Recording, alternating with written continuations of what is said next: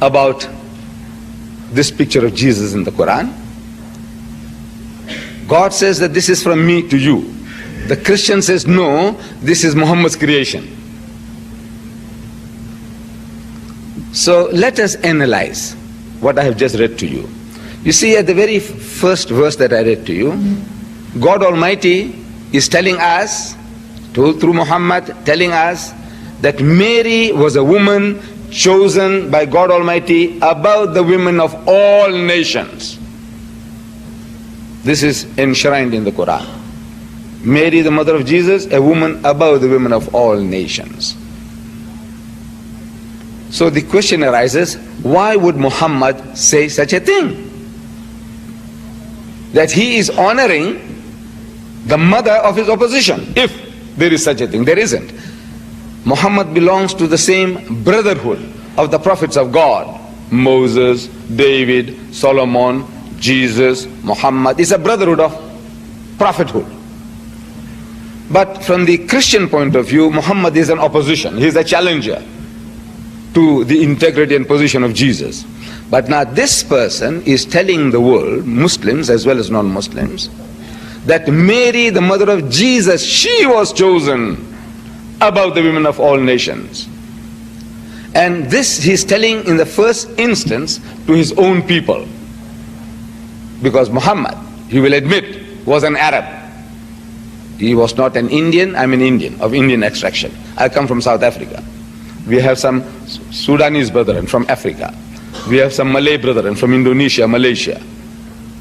He wasn't speaking to them. He was speaking to his own people, the Arabs. And he was telling them that not an Arab woman, not his own mother or his wife or his daughter was chosen above the women of all nations, but Mary, the mother of Jesus, a mother of his opposition.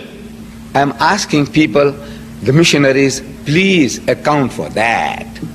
Why would an Arab go out of his way to provoke other Arabs, telling them that a Jewess, a woman from a nation that has been looking down upon them for 3,000 years, a nation that was looking down upon the Arabs for 3,000 years, they keep on repeating that Father Abraham had two wives, Sarah and Hajara. They say Sarah and Hagar. And they say that Sarah was his legitimate wife. But Hajara was a bondwoman, a slave woman. And her children, they disparagingly describe as the Hagarines, the children of Hagar. Hagarines. There's a new term they have invented, the missionaries. And in their books they say, now Islam is not Islam, which means a religion of peace, but they say it's Hagarism. You know, a religion from the children of Hagar, Hagarism. This is how they call us. Arabs are Hagarines, and the religion of Islam is Hagarism. They have been looking down upon the Arabs as the children of that bondwoman, that slave woman. And even today, the Jews look down upon their Arab cousins. They still look down. 3,000 years they have been looking down upon these people. And yet this mighty messenger of God, he honors this Jewess and says, please account for that. Why would an Arab go out of his way?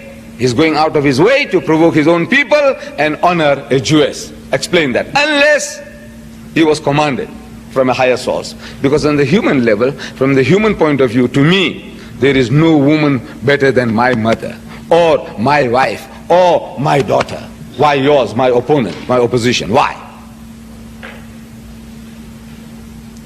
And it continues, verse 45.